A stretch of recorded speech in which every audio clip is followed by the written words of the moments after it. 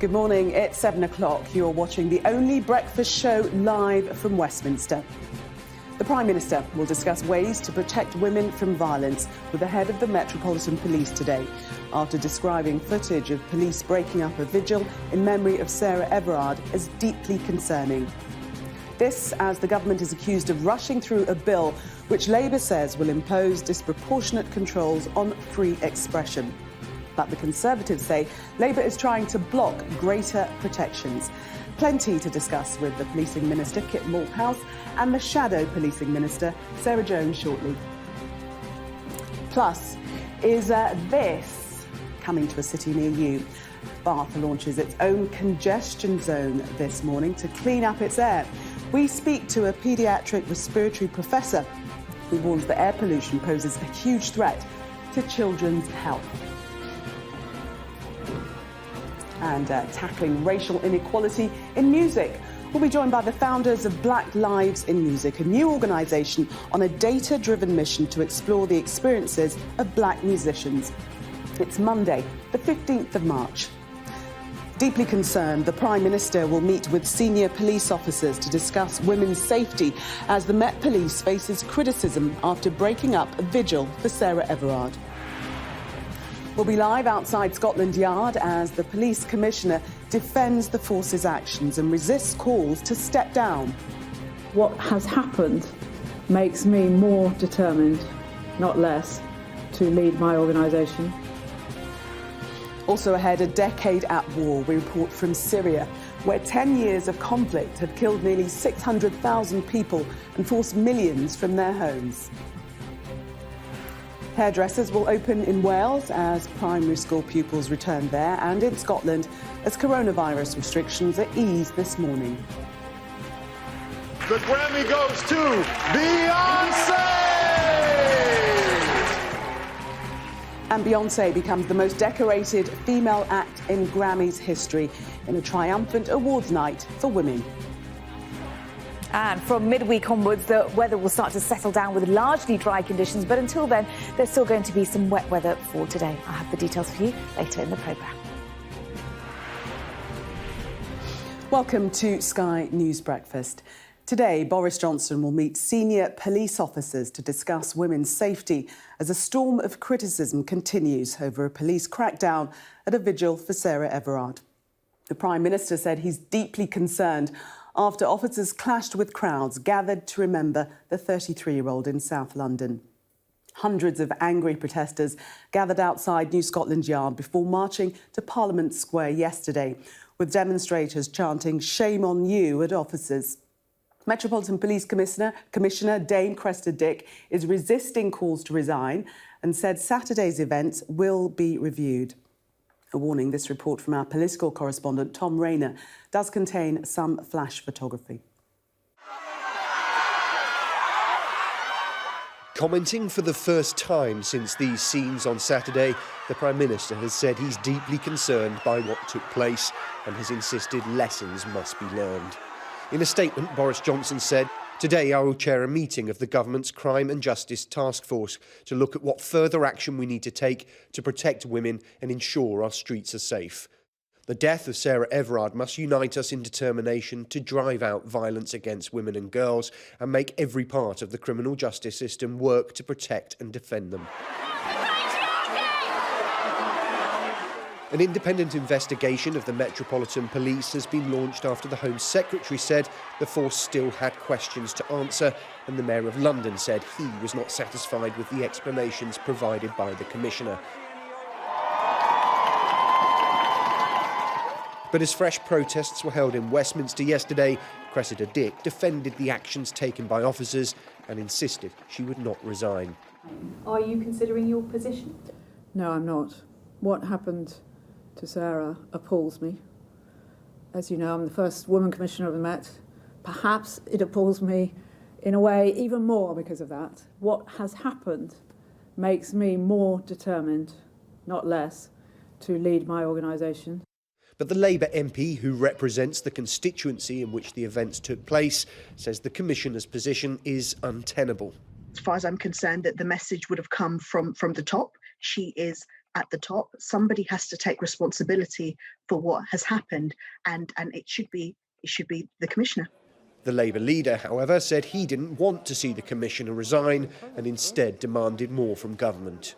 This week in Parliament we start a policing bill, 300 or so pages, 170-something clauses, and almost nothing, if you can believe it, on violence against women and girls. The gaping hole in this bill is why we'll be voting against it, and a complete missed opportunity by the government. The Conservative Party rejects that characterisation, accusing Sir Keir Starmer of being disingenuous and trying to block laws intended to keep people safe. But the weekend's events could yet see the government face pressure from within its own party, from backbenchers who say COVID regulations are the real reason a peaceful vigil ended like this. Tom Rayner, Sky News, Westminster. Well, I'm joined now by the Policing Minister, Kit Malthouse. Good morning to you. What did you make of the events on Saturday evening when you saw those scenes on your television screen? Well, along with everybody else, I found it very distressing, and the pictures were obviously alarming, which is why the Home Secretary has asked for this independent investigation into what actually happened, so that we can hold the police accountable, which I know they're happy to be so, to make sure that everything was done in accordance with the rules. Look, I think we have to reflect on the fact that Saturday obviously saw unleashing a huge amount of emotion and anger, not just about the appalling crime that had occurred, but about a repressed sense of women's safety, and that was in jeopardy and under threat. And that's what we'll be talking about with the Prime Minister this afternoon, to see what more we can do alongside the other work that we've been doing together, me and the Home Secretary, over the last year or so on this particular issue. Cressida Dick has said that some people have been armchair critics and that police are under immense pressure. Do you back calls that she should stand down? No, I don't. And I do recognise that the police are in an incredibly difficult position. I mean, throughout this pandemic, we've asked them to do a job that they've never done before, and to stand between the public, if you like, and this terrible virus in a way that none of us are used to, and certainly they aren't as well. And so that very, very difficult position that they're in needs to be reflected in our contemplation of this. You know, in the vast majority of cases, the police and the public have managed this situation extremely well between them. In this particular circumstance, where emotion was running naturally extremely high, everybody incredibly distressed about what had happened, and indeed the police themselves devastated. I know about the implications of this case, that in these circumstances it's very important that we get to the detail of what's happened, and that's, I think, what will emerge over the next couple of weeks. You say that the police are in a difficult position. They would echo that, because they're saying that simply they've been repeatedly called on by the Home Secretary to be tougher in their enforcement of COVID restriction laws. So they've only done as they've been asked to do. Well, we've all been very focused on suppressing the virus, and it's now more important than ever that we do so. You only have to look in the newspapers across Europe to see that the virus is re-emerging in countries in the EU, and some, I think, Italy, contemplating another national lockdown shortly. So we're at a very perilous moment. It's only a few weeks since the NHS was under significant stress. And so we are very focused on that. Do you agree that the Home Secretary has... Sorry, just to interrupt, but do you agree that the Home Secretary has called on the police to be stricter in their enforcement of COVID restrictions? She's certainly called on the police and the public to observe the law and make sure that mass gatherings are avoided, and pointed out that they are illegal. We're obviously not privy to the detailed operational decisions that are taken, quite rightly so. And that's, I think, what the investigation over the next couple of weeks will have a look at, to make sure that the decisions were made in accordance with that kind of protocol and with the law. But look, we're all struggling with what is a very, very difficult situation. We totally understand, and I feel it myself, the anger that has arisen because of this terrible, terrible crime. And what we now need to do is make sure we're all focused on the notion of making our streets as safe as possible for everybody, but particularly for women and girls. Were you aware, as an individual, of how widespread women's experiences of sexual harassment has been?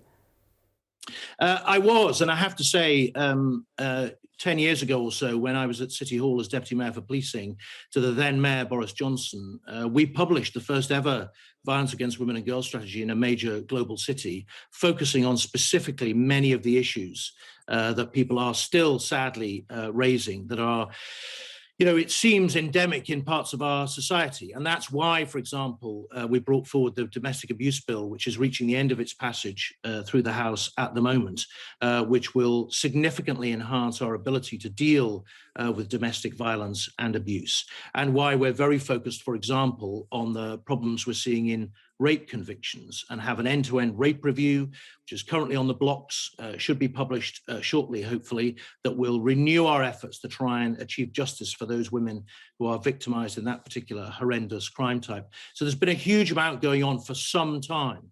I do understand people's frustration, though, that we're not making as fast progress as perhaps they would have liked, but they should be assured that there is enormous effort going into this, and that's what we'll be outlining with the Prime Minister this afternoon. Will sexual harassment be looked at as a specific crime?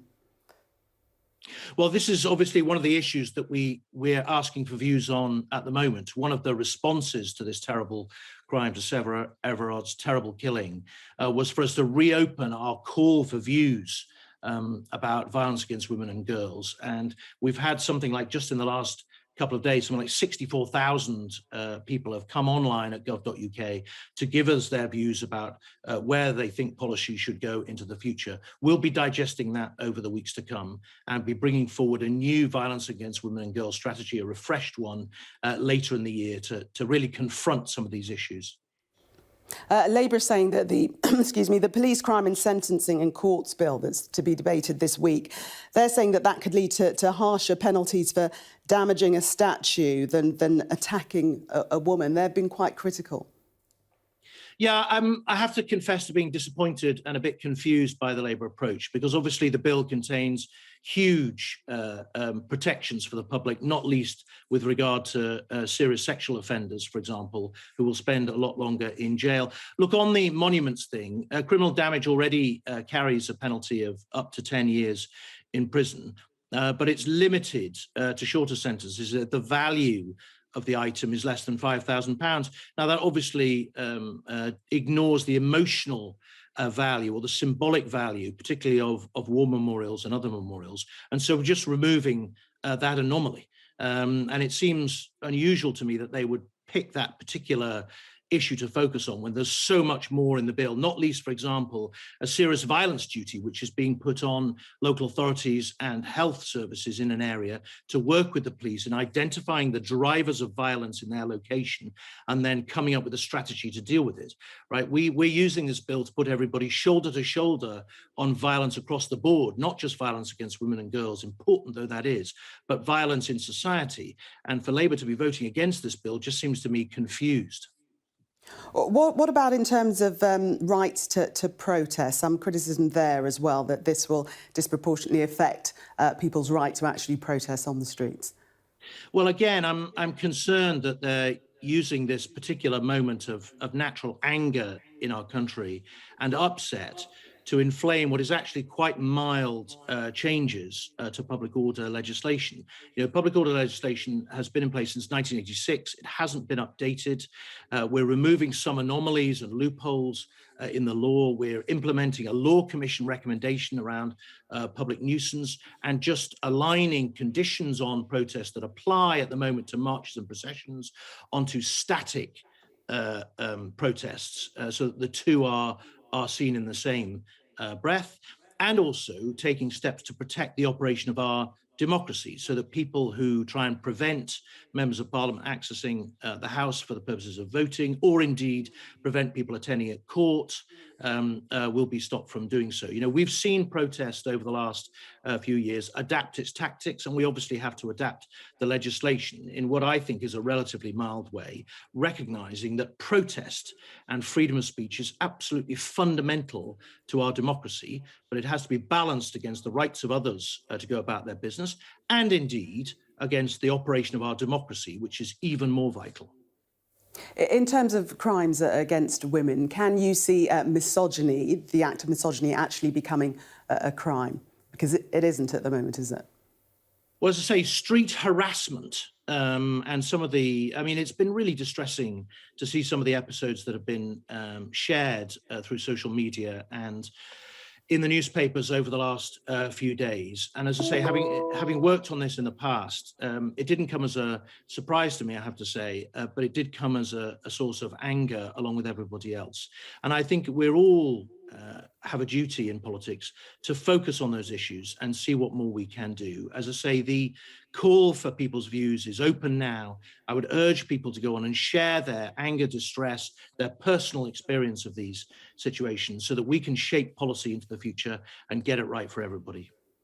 I wonder if I can just ask you a final question about AstraZeneca and the fact that 7 countries have now suspended its use pending the inquiries about possible blood clots as a result of using it.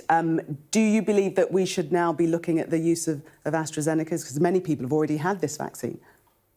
No, I don't. And the scientists tell us that all is well and that the incidence of these particular problems is no greater than you would expect in the population at large, and that these things naturally occur anyway.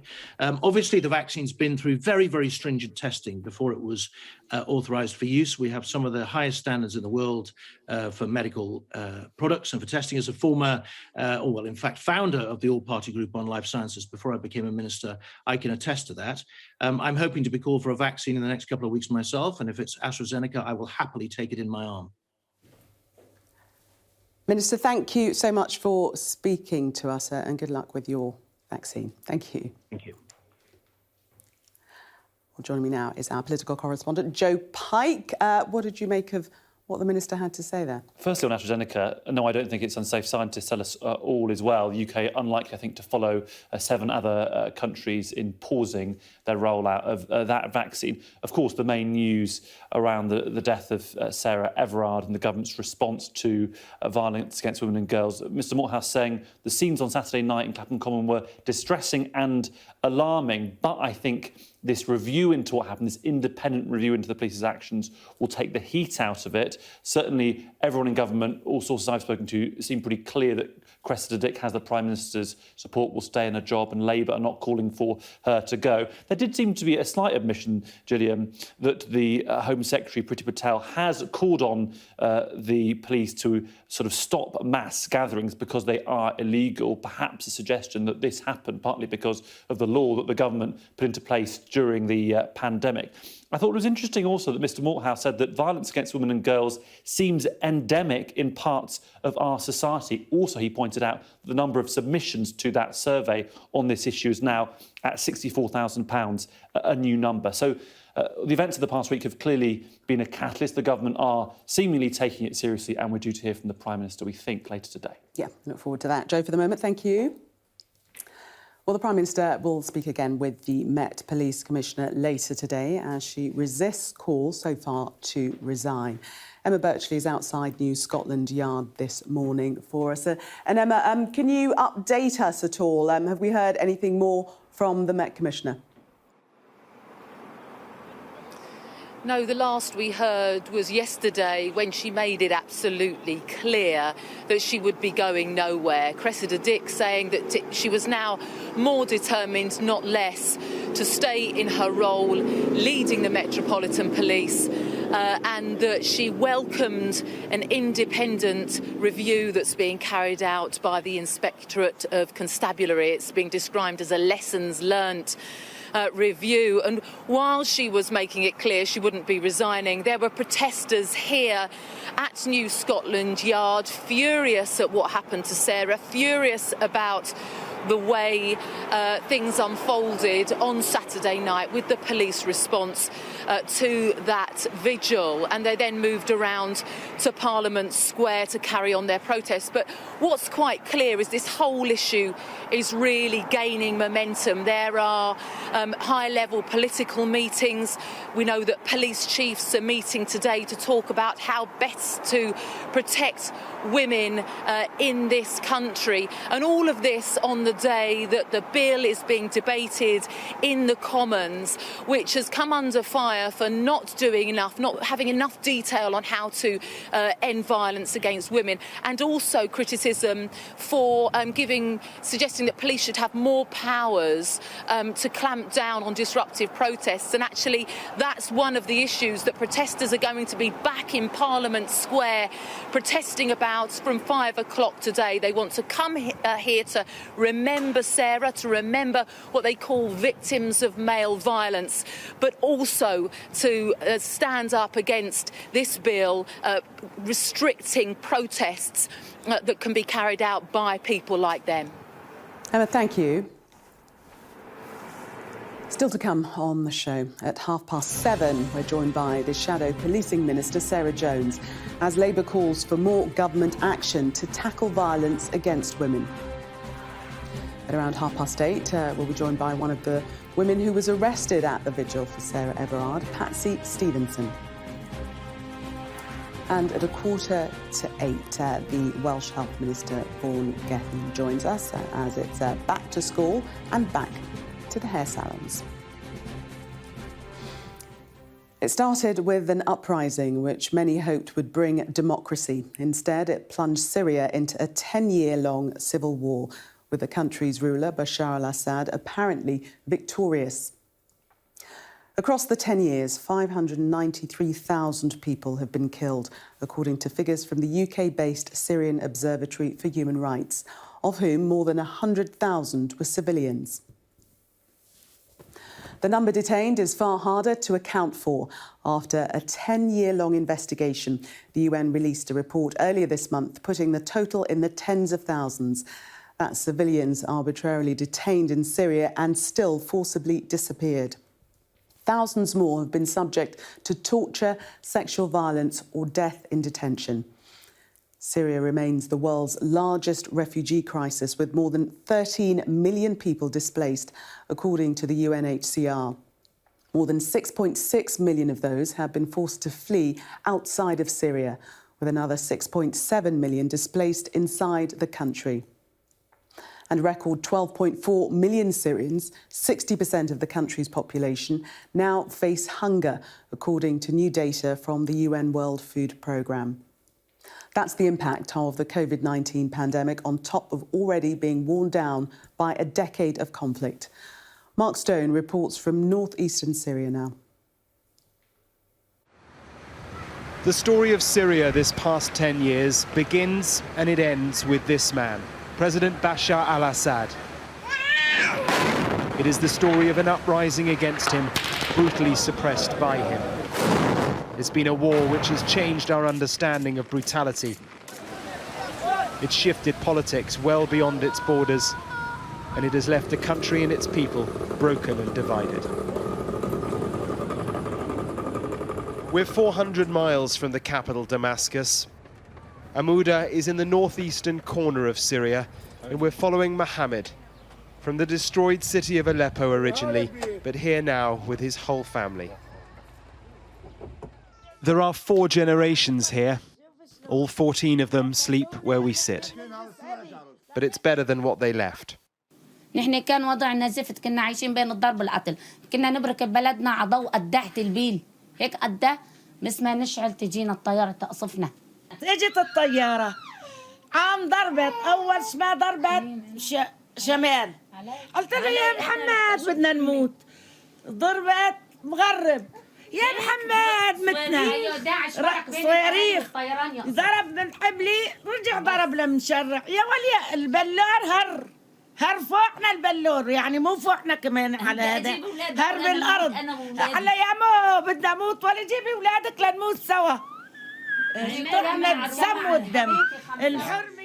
In one sense, they are the lucky ones. They're in a house, not a refugee camp. But then not being in a camp means they don't have help from charities.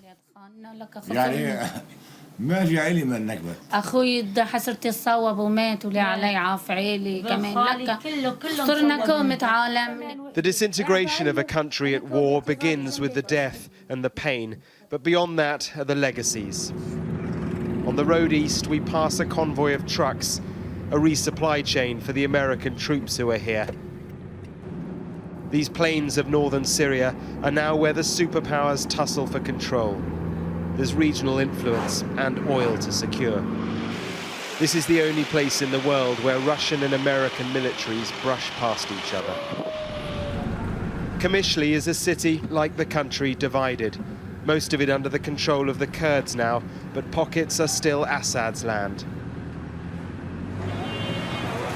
In the souk, money changers need carts to carry their currency because so much is needed to buy so little. They call Walid the sheikh. In a clamour for currency, he is in demand and spells out the crisis. كان 10 دولار يساوي 500 ليرة سورية. هلا ال 10 دولار صار 40,000. The devaluation, of course, has a devastating effect on salaries. راتبي كنا نقبض قبل الأحداث 300 دولار. ما يعادل 300 دولار. هلا 13 دولار. فرق. Badran Chia Kurd is vice president of this region, which, in the chaos, has declared itself autonomous. بسركتي بشارة ويكو جاردي بسركتي دبي مجاردا دولة تركيا جروبن تندراون هروها وندا کرد دوا کریزا سوریه تبایدا گل سوری بخابو یکو نیوی ویزیدتر کشبر بو سدی حیشته زیدتر روشا فقیرتی و تنبون جاندکه. Looking for hope here after a decade of war is hard, but you can find it on the faces of the young who will pick up the pieces. Mark Stone, Sky News in Syria. The Netherlands has become the 7th country to suspend use of the Oxford AstraZeneca coronavirus vaccine over concerns about possible side effects. The Dutch government said the move, which will last for at least 2 weeks, was a precaution after reports of blood clotting events in adults in Norway. The World Health Organization says there's no link between the jab and an increased risk of developing a clot. And the European Medicines Agency insists the vaccine's benefits continue to outweigh its risks. Primary schools will reopen to pupils from all years in Wales and Scotland from this morning. People in Wales can get their hair cut again if they have an appointment. It's the latest restriction to be lifted as part of the nation's easing of lockdown. The UK has recorded its lowest number of deaths with COVID-19 since early October. 4,618 new cases have been recorded in the latest 24-hour period, with another 52 deaths within 28 days of a positive test. That takes the total number of victims to 125,516. More than 24 million people have now received a first dose of a coronavirus vaccine. Thousands of women have joined protests in cities across Australia calling for gender equality and justice for victims of sexual assault. The March for Justice rallies were established in the wake of sexual assault allegations within the Australian Parliament and against former Attorney General Christian Porter, allegations he denies. Organisers held a rally outside Parliament after rejecting a private meeting with Prime Minister Scott Morrison. Time now to take a look at the weather for you with Naz. And how's it looking today? You're smiling. Well, yeah, for most places it's actually looking fine and settled today after the recent wet and windy conditions, which is good news. But there will be some rain around. In fact, you can see a little bit of rain behind me right now.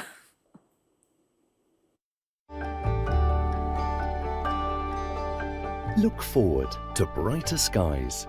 The weather, sponsored by Qatar Airways. Good morning. From midweek onwards, we are going to see largely dry conditions for much of the UK and Ireland as we head towards the weekend. However, it will be becoming colder as well. But until then, there's still some wet weather to be had, but it's also fairly mild. We start off with mainly dry and bright conditions, but there is cloudier skies and spells of rain across parts of Ireland and Northern Ireland at the moment, and that rain perhaps edging to western parts of Wales and the southwest of England through this morning too. Then later through the day, we will see it spread even further eastwards towards western parts of Scotland, where there will be some heavier downpours. Elsewhere, there will be mainly dry and bright conditions, but cloud amounts will increase through the day. So the sunshine will be turning hazy, but it won't be as windy as recently, and it will be mild. The policing minister, Kit Malthouse, has said he doesn't back calls for the Metropolitan Police Commissioner to resign following criticism of the way the force policed a vigil in memory of Sarah Everard on Saturday. I found it very distressing, and the pictures were obviously alarming, which is why the Home Secretary has asked for this independent investigation into what actually happened, so that we can hold the police accountable, which I know they're happy to be so, to make sure that everything was done in accordance with the rules. Do you back calls that she should stand down? No, I don't. And I do recognise that the police are in an incredibly difficult position. I mean, throughout this pandemic, we've asked them to do a job that they've never done before, and to stand between the public, if you like, and this terrible virus in a way that none of us are used to, and certainly they aren't as well. And so that very, very difficult position that they're in needs to be reflected in our contemplation of this. Let's speak now to the Shadow Minister for Policing, Sarah Jones. Good morning to you. As we heard there, the Home Secretary has called for an investigation into events of Saturday night. Are you satisfied by that they are taking it seriously? Well, look, I completely agree with the Minister that we need to do this investigation into what happened, and that what we saw on Saturday night was alarming, and that we need to make sure we learn the lessons. But I completely disagree with the Minister's response to the overarching issue here, which is that violence against women has not been taken seriously. The government has not been tough on crime for the last 10 years, and now is a chance to respond. And a response which involves another strategy, a meeting, is just not acceptable. And we need to think about what happened on Saturday, pause the legislation that is introducing even more kind of loose powers for the government and for police on protests. But we need to keep at the heart of this Sarah Everard and the tackling of violence against women and girls that thousands of women across the country are now calling for. But the Minister was saying that the bill to be debated in Parliament will actually serve to add more to protections for women in terms of sexual harassment. Potentially that could be added into the legislation. So actually it's increasing government powers in protecting women. So it's a 300-page bill, not a single mention of women. It is suggesting that if you do anything to a memorial, you will get a 10-year sentence, up to a 10-year sentence, when the minimum sentence for rape is 5 years. You know, we have a legal system where you can get more punishment for fly tipping than you can for stalking. Our rape conviction rates have plummeted to the point where pretty much everyone gets away with it. In 1 year, there were 55,000 cases of rape reported to the police. Less than 1,500 ended in conviction. This is really bad, and I think the outpouring from women that we've seen, that we've all felt, that sense of we're not safe on our streets, something needs to be done about it, has to be responded to. And the question for government is, will you join with us cross-party and put in a whole raft of changes to this legislation, which we can do so that we make the situation better for once for women. But the government is saying that the Police and Crime Sentencing Courts bill, it's actually fulfilling manifesto pledges, including tougher sentences for child murderers and sex offenders. So what exactly are you objecting to? We're objecting to it on two very fundamental reasons. The first is it does absolutely nothing to tackle violence against women. And the second is it includes measures on protest, which we need to pause and reflect about. And I think a lot of people will agree with that. I've been talking to the police a lot about these issues. Of course, we feel for those officers who are trying to do the right thing when it comes to these kind of decisions. But we need to have a conversation about what rights people should have and what powers the police and the government should have. But at its heart, this is an opportunity for change. And of course, there are things in the bill that we've been campaigning for a long time. I mean, we really wanted emergency workers who were assaulted to have the people who assault them to have a longer sentence. We've been calling for that for years. So there are some things in there that are good. So but we're voting against it at this stage because of those missed opportunities and because of the protest clauses. We want to make this better in committee. The government now has an opportunity to do that with us, cross-party, respond to those women, because we need to do it now. And if not now, when? Another meeting, another strategy is not what we need after 11 years of going in the wrong direction.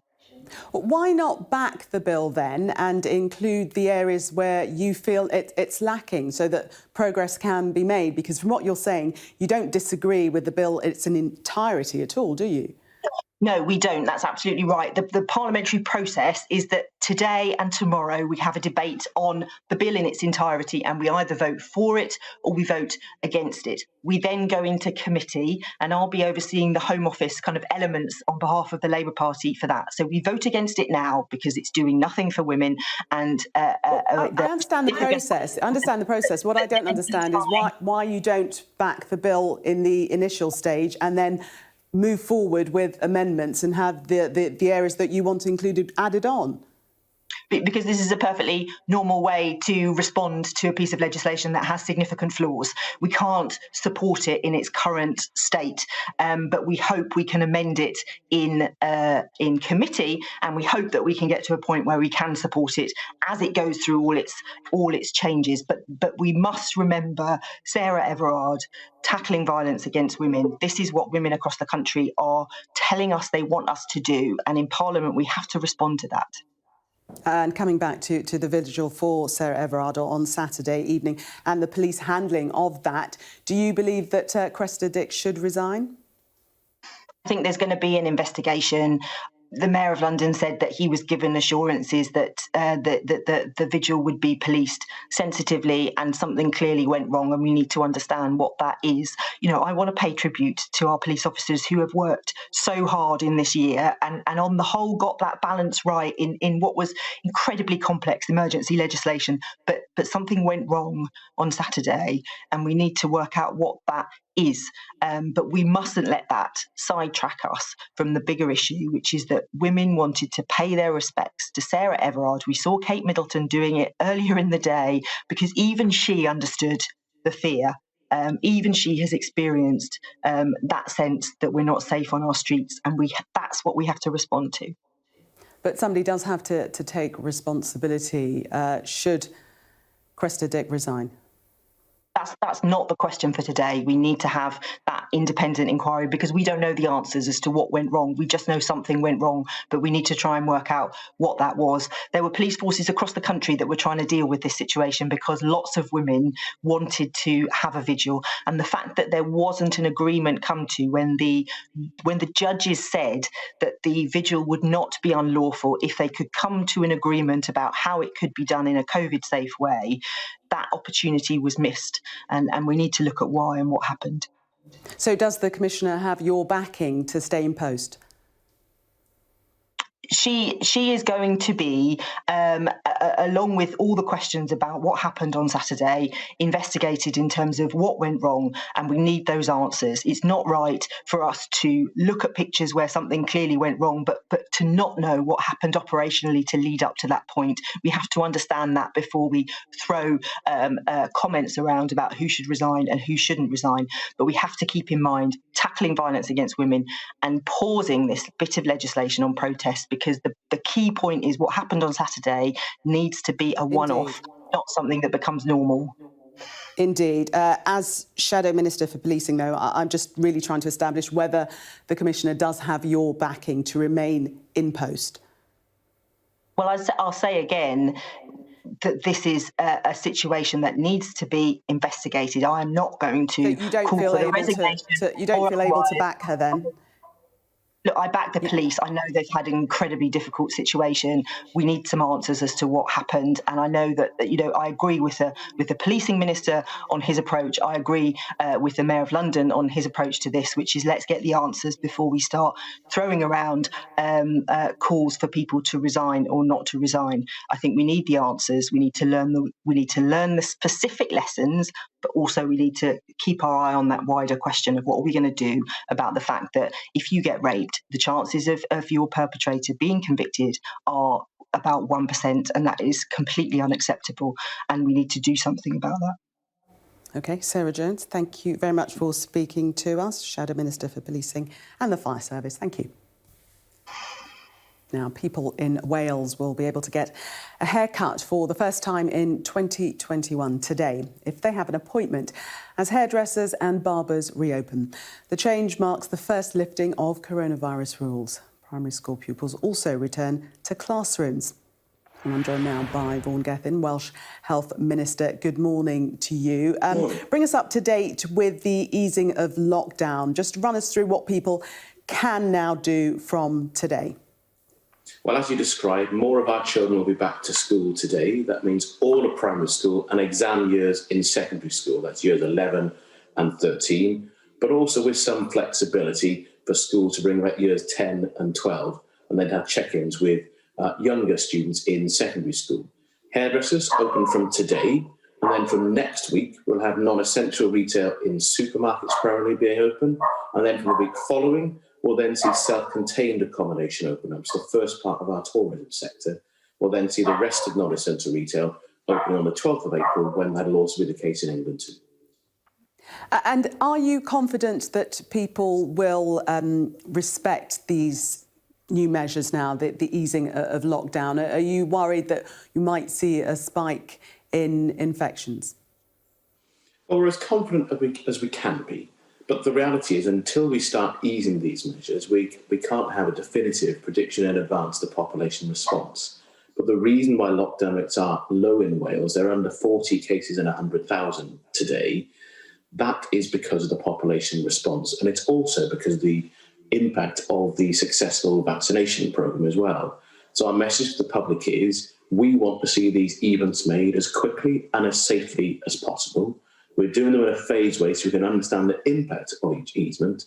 But please, for all the progress, all of the sacrifice we've made, please let's not blow it now, and make sure that as we have these new freedoms, we're still all doing the right thing to keep all of us safe. Sounds like you've got a four-legged friend who's easy to break out himself there in the background. She's a Scottish Terrier. Yeah. People, obviously, lots of people suffering fatigue of living under lockdown and suffering through these restrictions. Are you worried at all, though, that people might go further than what's being allowed at the moment? It's always a concern whenever we ease the rules that some people will go beyond them. And that's part of what we have to try to factor in and to understand where we are. But we know that having a phased approach to understand what the impact is on transmission, but also the broader population response, whether people will live within the new parameters that we're setting to try to give back successfully freedoms on a sustained basis.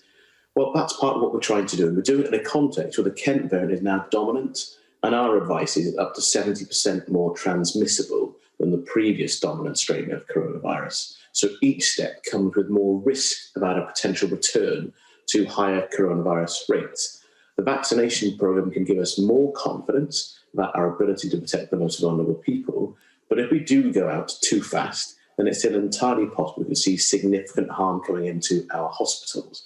So this is still a matter of all of us trying to do the right thing together. But since we went into lockdown before Christmas, the overall response from the public here in Wales has been fantastic in the way that the great majority of people have done the right thing. That's what we need to see more of, to make sure we successfully ease our way out of this lockdown and have a sustainable path for the rest of this year. What are your plans for easing restrictions further? What's the next stage? What will you next be looking forward to?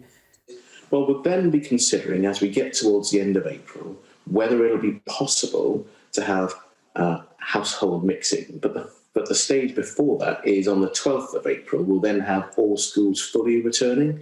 So that's quite a big deal in having every student back in a classroom. So we'll need to see the impact of that and then to consider whether further reasons can be made after that. So we need to have a gap of several weeks after schools open to understand the impact of that. That's when we can consider whether household mixing could change, whether gyms could start, whether outdoor hospitality could start.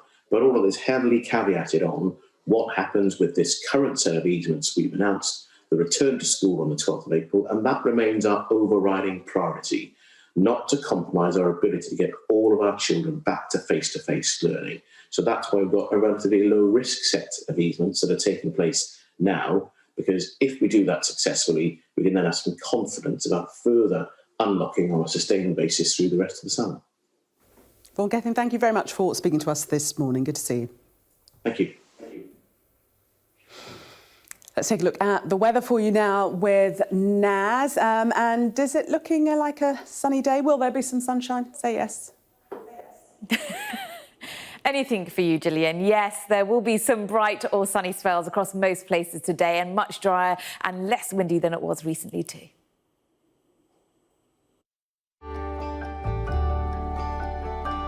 Look forward to brighter skies. The weather, sponsored by Qatar Airways. Good morning. From midweek onwards, we are going to see the weather settle down with much drier conditions. However, there will be some wet weather around until then. In fact, for today, we are seeing rain across parts of Ireland, Northern Ireland, some showers scattered across northwest England down towards East Anglia and the southeast and the northeast of Scotland too. Now, the showers across most of Britain will clear away by this afternoon, but the cloudy skies and rain over Ireland and Northern Ireland will spread eastwards to western parts of Britain later. Elsewhere, though, mainly dry and bright, but a bit cloudier later.